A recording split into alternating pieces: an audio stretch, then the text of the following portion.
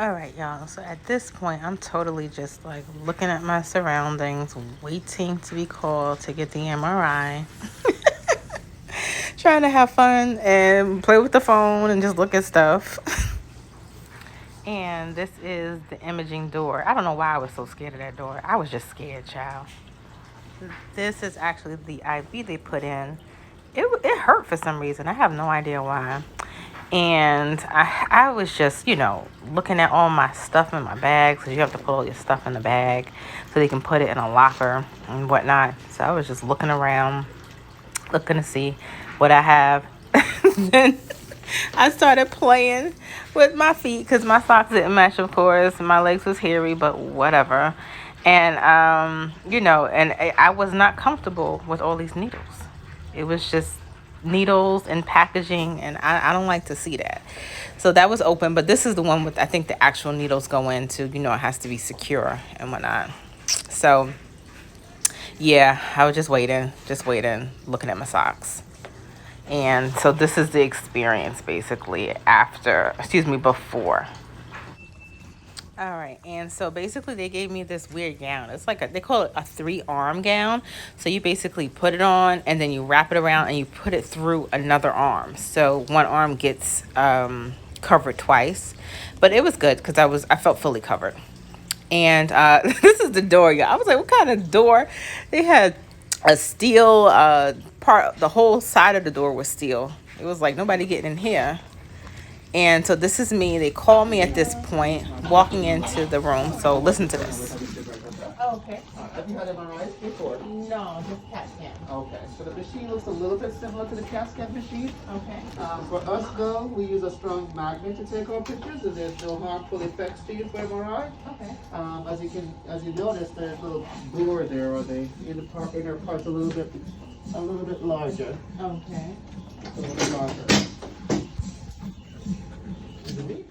All right, y'all. So I tried to show a glimpse of what the MRI machine looked like, but I couldn't. They don't allow phones. They don't allow anything in there. I had to lock everything up. Right now, I'm back in the changing room. That's the IV that was taken out. They still have on my bracelet. As you can see, I use a bag to touch everything. The same bag they gave me, because I don't touch doorknobs. I don't touch those little pressy things. I use a bag for everything, because I don't like to touch doors and stuff like that, because the germs, especially in a hospital situation, you know what I'm saying? So basically, I'm heading on out and, trying to go get to my Chipotle. And this is my experience. Hey, y'all. So I'm back home and eating Chipotle, whatever. And looking a hot mess. I put my ponytail back. So I just wanted to go over, like, detail by detail, the experience with the MRI as it relates to the fibroids. And so basically, I did the MRI because I have the fibroids, right? And I am looking at possibly doing a myomectomy or a UFE. Even though I honestly don't want to do the UFE because I'm a little afraid of it. I'm afraid of the pain because where I had planned on going, they send you home with medications that can make you, constipated, and in addition to the pain that you receive, the gas pains and the regular pains that you receive from the embolization of the fibroids. I don't know. Anyway, that's a whole nother conversation. MRI. So basically, I went to the hospital. First of all, the instructions are horrible. I didn't know. I was all mixed up, child. I didn't know where to go. And I went to a different part of a different location, which was in the same area as the hospital. So I finally went to the right location after going to the wrong location. Go in there, and they're like, I flew past the front desk. They're like, miss, because I was running late by that time. So they're like, miss. I'm flying past. I'm like, oh, you calling me? Remember, I can't walk that fast anyway, because so they called me like, you were flying past us. I said, oh, I'm sorry. I don't want to be late for this MRI. I got to get this thing done. I cannot be late for this MRI. I have to get this done. So then they was like, okay, all right, you act like you knew where you was going. I said, well, I see on Imogen, I can read. So I was going to take my butt to Imogen, right? Anyway, I went to the front desk. They registered me. Then I went into another area. They checked my insurance, did all that stuff. And I guess that would be the registration process. Yeah, that was the registration process. And then I went in the waiting area. I only waited for, I want to say 20 minutes, if that. They called me. I had to go in and change. One thing that I would suggest is that, you know, if you want to keep like on your clothes, depending on where you are, if they let you keep on your clothes, don't wear a wide bra, don't wear anything metal. They made me take off my glasses, so don't wear anything metal.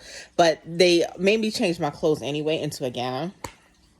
And a gown, and the gown, I'm gonna put it into, I'm gonna try to put the clip in. This is like the 3-arm gown. It has the section, you just wrap it around. It was like a 3-arm gown. So it's like you put it on and then you got to put it on the arm again. It was weird. Anyway, I put that on. And then she's like, you got to pee? And I was like, you know, I always got to pee. Because this fibroid must be on my bladder or something, because I always have to pee. So you have to pee? And I was like, you know what, let me just go. And I'm so glad I did. Because when they, after I went into the waiting room, basically, they told me, oh, it's just like 30, 45 minutes long. I was like, oh, okay. So I was like, okay, great. 45 minutes, let me pee first, because you know, us fibroid people, we always got to pee. So let me pee. Went to the bathroom, came out, and by the way, they had given me a regular bracelet, you know, as if, you know, you were being admitted to the hospital. You know how that goes, just to make sure they check and make sure you're the person getting MRI, whatnot. Went in there, and then I had to wait into the smaller waiting room where they took I was about to say they took my blood. They didn't take my blood. They put in an IV. So that way they can administer whatever the solution was for the imaging. So, and by the way, that one, I don't know why. I got IVs all the time, but that thing hurt. I don't know why. I bit my arm by mistake. You know how you're supposed to keep it straight. You're supposed to keep it straight. My crazy butt bent it just talking, and, you know, and that thing started throbbing. Anyway, did that. I'm sorry, I'm still eating Chipotle, y'all. Y'all see food in my mouth. Did that. After I was waiting, they called me in, and you know, it was that big old dome thing. If you're claustrophobic, y'all, I could see how somebody would be like a little bit afraid, because it kind of takes you in, you know, it takes you in, and it's like that dome thing, and it's very tight. It's very close to your arm. In fact, I would probably even suggest my crazy butt. I had my arm like this, and like right above my on my navel, and it was uncomfortable for that 30 minutes, because they also, well, I'll get into that. It was uncomfortable, and then they moved the bed up and down, like you know, in and out. So then your arm is all like rubbing against it. I was like, why didn't I put my arm down? Because then you can't move once you're in there, because it's tight. Anyway, that's one suggestion I would give. Ask them that you can keep your arm down. I went in there. They it's like they put my stuff in a locker, because they give you a bag to put everything in your locker. They put the locker key in there with you. Well, mine's did. On a table or something. Had to take off my glasses, take off my mask, take off everything that was, you know, on, except for the gown. I had to keep on the gown. Then lay down on the table. Now, when I lay down on the table, it's a very narrow table. I'm a big girl. You see, I'm kind of chunky, right? So they laid me down on the table, and I was comfortable, but again, everything was very just narrow. Okay. And so anyway, they put they try to make you as comfortable as possible. They gave me like a little pillow thing for my head. They put a pillow underneath my knees so that was comfortable for my back.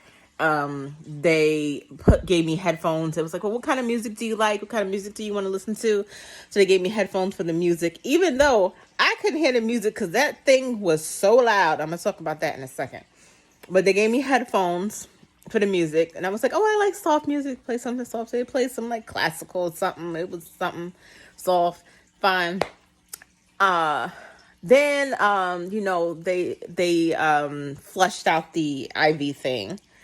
Made sure I was comfortable. Then they put like a warm kind of, I guess it was a warm blanket, because by that time I was already laid down, so it felt like a blanket. That felt good. It was nice and warm because the hospital is cold, and put the warm blanket on. So she put me in for a second. She was like, okay, well, this is how it's going to feel. It's claustrophobic in here. It's like, right, you look up, it's just white. It's like something's right here. It's very weird. It's a weird feeling. It's like you're closed in. And I don't have that phobia, but at first it took me a while. I'll say it took some getting used to. I'll say that. Then I had a flashback. Because I remembered I had an MRI before. And they kept asking, have you had one? I was like, no, I had a CAT scan, but never an MRI. I didn't remember. I had one before. It was when I was a kid, though, because I used to get migraines. And my migraines turned out to be sinuses. I had sinuses. A $3 Sudafed. And they had me doing all this kind of crazy stuff when I was a kid. My mother didn't know, so you couldn't even, and I still get my headaches when it rains or something like that. It's sinuses, just a decongestant. So anyway, they had me do that then, but it had a flashback like, oh, I remember this now. Great. So I was in there, and then they laid me back, and they're like, okay, it's going to be some really loud noises, right? And if you need me, they gave me a ball, like a gray ball. It was like, squeeze the ball. And they can communicate with you in there. So they can hear you, and you can hear them. And so when they want you to talk. So you're in there, and it's beeping. The best way I could describe it is like, it sounds like a tractor trailer horn, like, those horns. And between that and a big laser printer. So some sounds were like, and sometimes it's like shoop, but it was really, really, really loud. So it sounded like it was printing the images. That's exactly what it sounded like, a big laser printer. So I'm waiting, it's printing images, and then at some point, I missed the part where I told her she put in the solution, whatever it was. And it felt kind of cold going in, like you could feel it. My tongue started to feel weird, like taste weird. It was like a weird taste. And also, I felt warmth in my like coochie area, right? I was like, what is this? But it was from the whatever solution it was they put in there. Other than that, I didn't feel anything from the solution until after, and I'll tell you about that. So I'm going in there. The thing is beeping. Then at one point, she's like, okay, I'm going to tell you to hold your breath. Hold your breath for 15 seconds or whatever. She'll tell you. So you're sitting there like, and just close it off the area. I wish they had a better way, because I know I did that as a kid. I must have been like 7 or 8 or something. I'm like, dang, I still ain't come out with a better way to do this. Come on now. So yeah, they had me hold my breath a couple times, and then the last one they were like, okay, well, you gonna feel the table shaking, and it was like it was shaking like, you know how you do the jackhammer, like that. That's how it kind of felt, like a little bit slower, but it felt like a jackhammer. And then I felt some warmth on my back. Not hot, just warm. It felt kind of good, actually, like a heating pad.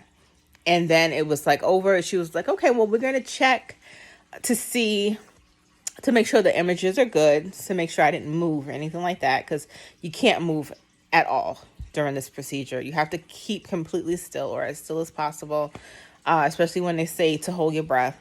So I guess all of my images were good. So she's like, okay, all your images are good. We're going to take you out now. So she pulled me out of the tunnel, because that's what it felt like, a tunnel. She pulled me out the tunnel, and then she took off all the stuff. They have all this contraption kind of stuff on your head, the headphones. I couldn't see, so I didn't have my glasses on. But then she took out that IV thing, and she helped me up. As she's helping me up, I get dizzy. I was like, okay. And I had a headache. And I was like, wait, I don't feel so great. And she was just like, I said, is that normal? She's like, no. So I said, well, let me just sit here for a minute. I sat there for a minute, and then I started to gradually feel better. I don't know if it was the solution or what, but I didn't feel good getting up. I felt dizzy, and I felt I had a really bad headache, especially on my left side. So got my shoes on. They took me back to my locker, and then took me to the changing area, changed out everything. And I basically just went to the bathroom again, because fibroids, us with fibroids, we always got to pee again. Can't take us nowhere.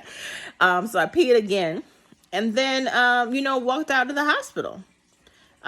So far I haven't had any side effects. I look tired because that's just how I look, because I'm deficient. And that's pretty much it. I drove to Chipotle, child, put in my order, drove to, because I was starving. Now, they said that you could eat or whatever. It was no restrictions, but I just had a banana, and I was hungry. So I just ended up going to Chipotle afterwards, and now I'm just making it back home. And so that's pretty much it. I mean, it wasn't too bad. It wasn't too long. It wasn't a bad experience. I wish they would make it a little bit better, in the sense that maybe it could be maybe quicker, maybe less, or provide more room in the dome area, so it's not so tight, because you can't even move. It's tight in there. It's like a tunnel, we wrap tunnel like a mummy. So, but once you get your mind right, I started thinking about what I needed to do for the rest of the day, because, a tree had fell in my car. So I needed to take back the rental. I'm looking to get another vehicle and everything like that. So I was like, okay, well, what am I going to do after? I got to call Enterprise, all that stuff. So I was just thinking about what I needed to do. Before I knew it was over. I think if you don't feed too much into the claustrophobic tiny area that is there, that is the MRI machine, you should be okay. Don't think too much into it.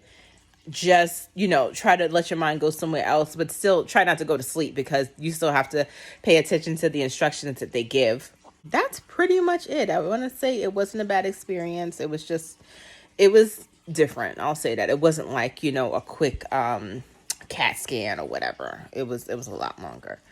Yeah, so we'll see the results. Like I said, I wanted to take you through this whole journey with me, from beginning to end. So I see that as, somebody's calling me, I see that as part of the beginning, so you guys could see what it's like to go through all of these tests and all of these poking and probbing that they do to us, and to make you feel better about the process, because I didn't find anyone that took me through the whole process. And so I'm hoping that this can help someone going through this fibroid process, helping you make a good decision based on you and what you want to do, and the best decision for your body.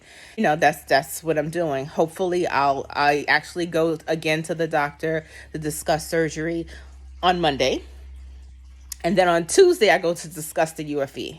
So I'm giving you guys everything I got, trying to get all the information for you, seeing what they tell me, and giving you the information right back to you. So thanks again for watching. I hope this is helping someone. And don't forget to like and subscribe. Thanks, guys. Z, and I'm out.